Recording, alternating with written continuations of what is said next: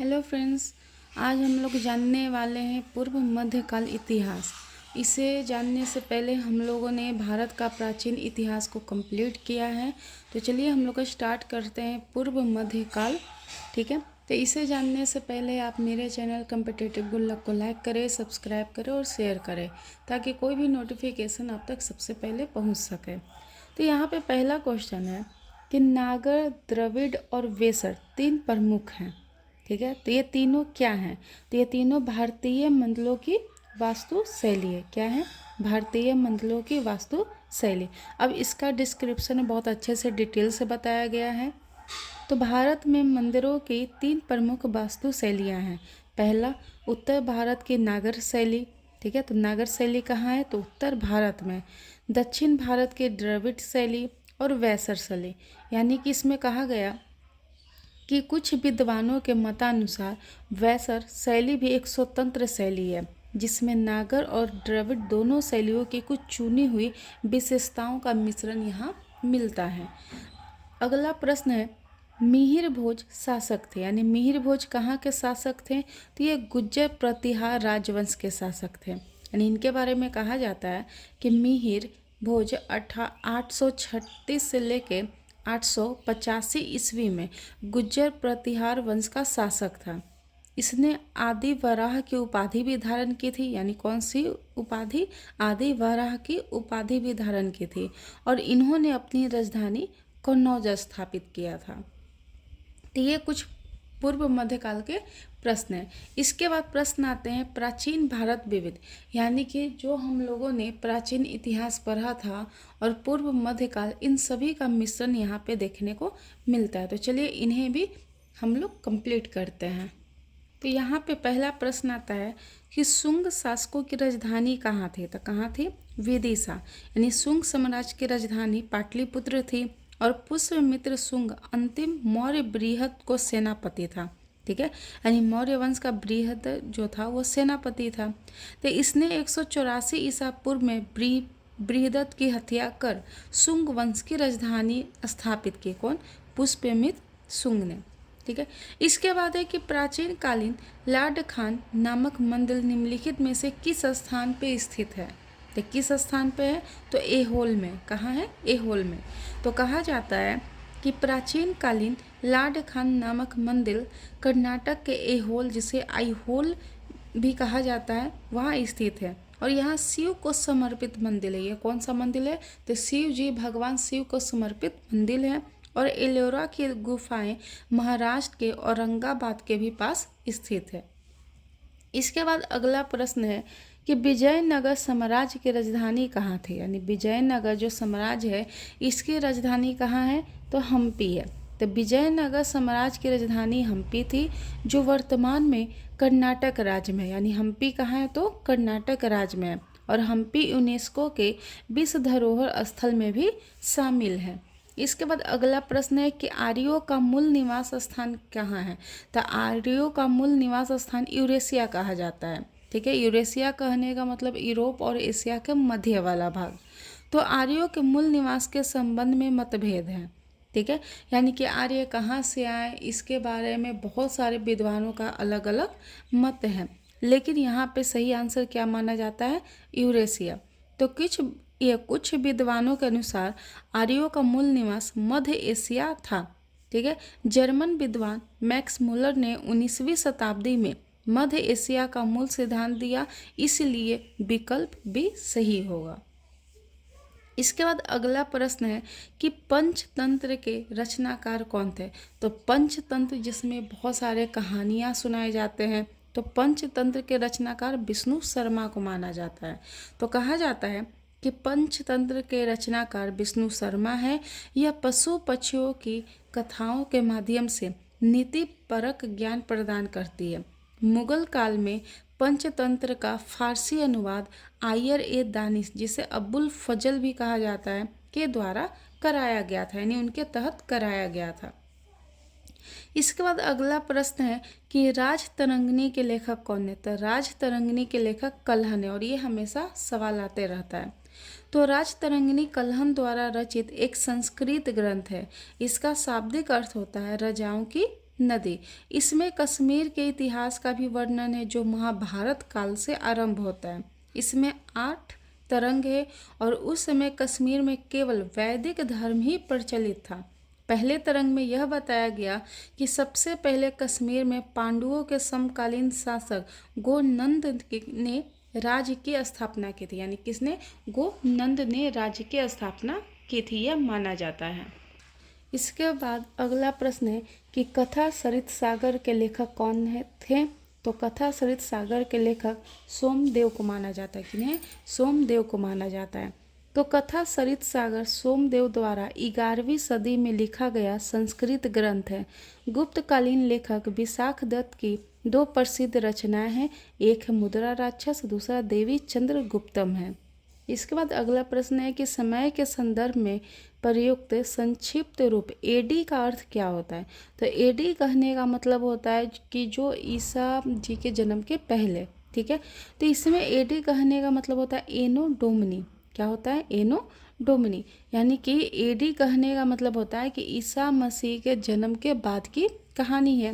तो ईसा पूर्व को अंग्रेजी में बिफोर क्राइस्ट यानी कि बीसी कहते हैं तथा ईसवी को अंग्रेजी में एडी कहते हैं।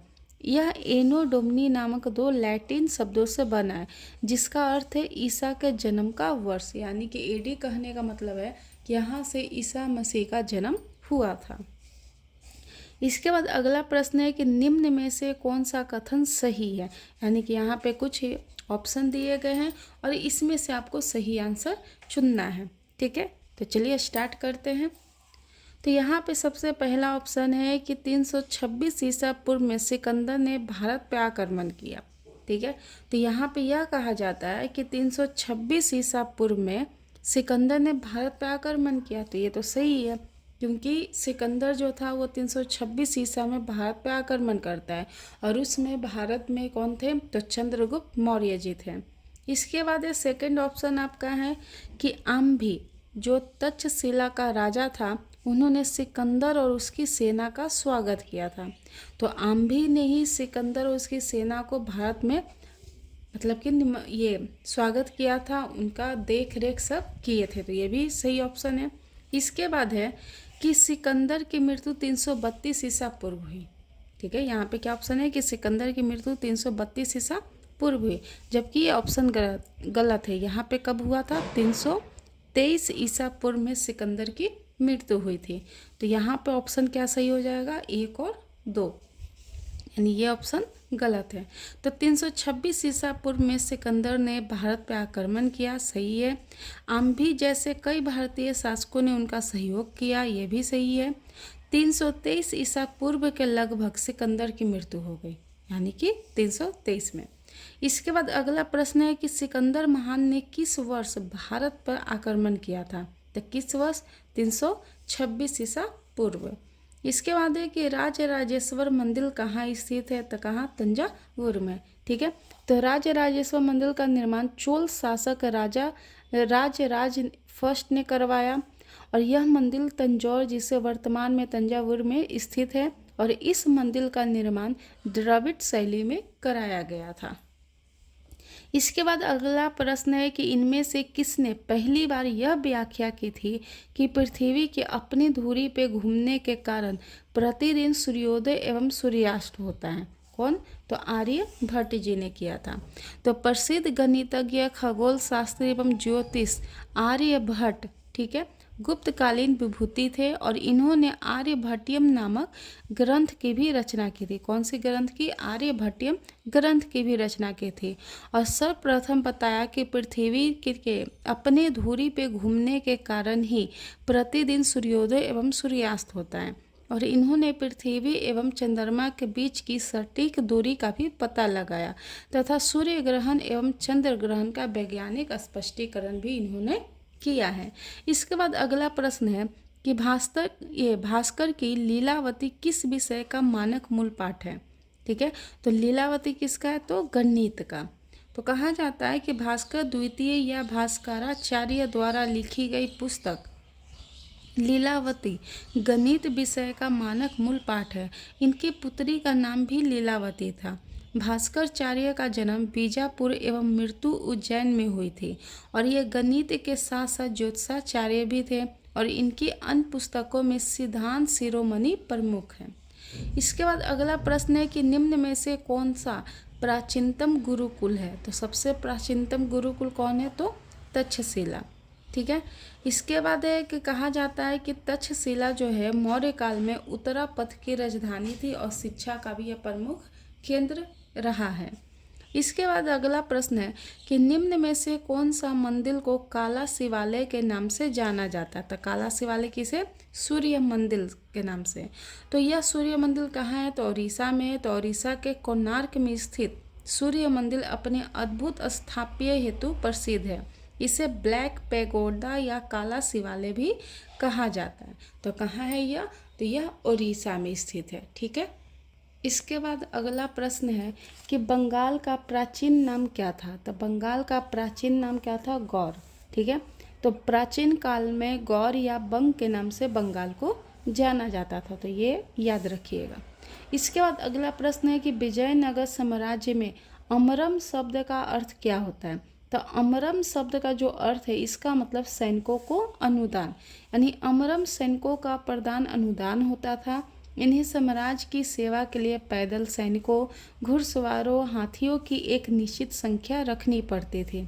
नायकों को भी केंद्रीय राजस्व में एक निश्चित राशि देनी पड़ती थी और विजयनगर का शाब्दिक अर्थ ही है जीत का शहर। ठीक है। इसके बाद अगला प्रश्न है कि तंजावुर में प्रसिद्ध बृहदेश्वर मंदिर किसने बनाया था। तो किसने बनाया था, तो राजराज चोल प्रथम ने। तो तमिलनाडु के, यानी कि यह कहाँ है, तो यह तमिलनाडु में है।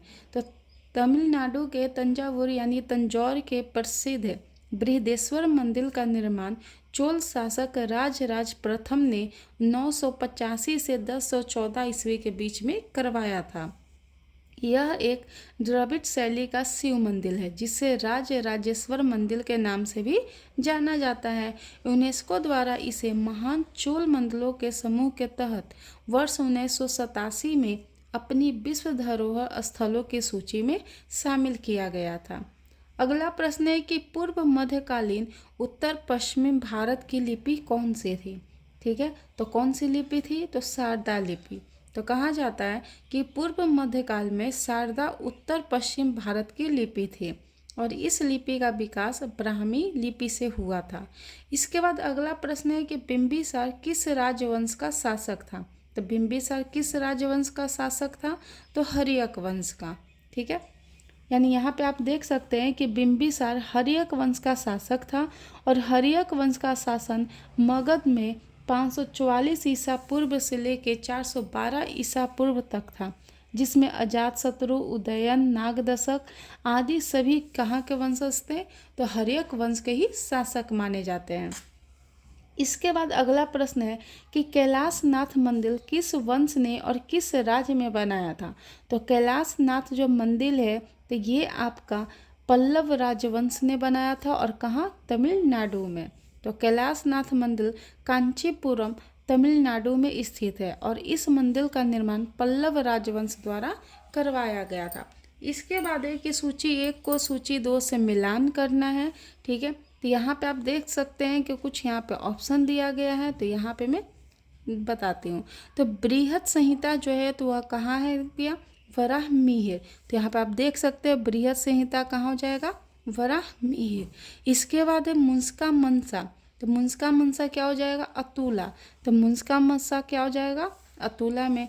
राजतरंगिणी आपको पता है कहाँ हो जाएगा, कलहन में। ठीक है। और विक्रमादेव चरित कहाँ हो गया, तो विलहन। कहाँ हो गया, तो विलहन। यहाँ पे आप देख सकते हैं डिस्क्रिप्शन बहुत अच्छे से यहाँ पे बताया गया है। इसके बाद अगला प्रश्न है कि कलहन द्वारा रचित राजतरंगिणी है। तो राजतरंगिणी क्या है, तो आप बता सकते हैं कि यह कश्मीर का इतिहास है। तो 12वीं शताब्दी में कलहन द्वारा रचित, किनके द्वारा, कलहन द्वारा रचित राजतरंगिणी मध्यकालीन कश्मीर के इतिहास का मुख्य स्रोत है और राजतरंगिणी में 7826 श्लोक हैं और इसे तरंग नामक 8 पुस्तकों में विभाजित किया गया है। राजतरंगिणी कश्मीर के राजाओं के बारे में प्रशासन, सामाजिक, राजनीतिक और आर्थिक जानकारी देती है। राजतरंगिणी ने कश्मीर के राजा अनंत देव के पुत्र राजा कलश के शासनकाल के दौरान कश्मीर में व्यापक कुशासन का भी वर्णन किया है। तो इस तरीके से हम लोग का पूर्व मध्यकाल का इतिहास कंप्लीट होता है। ठीक है।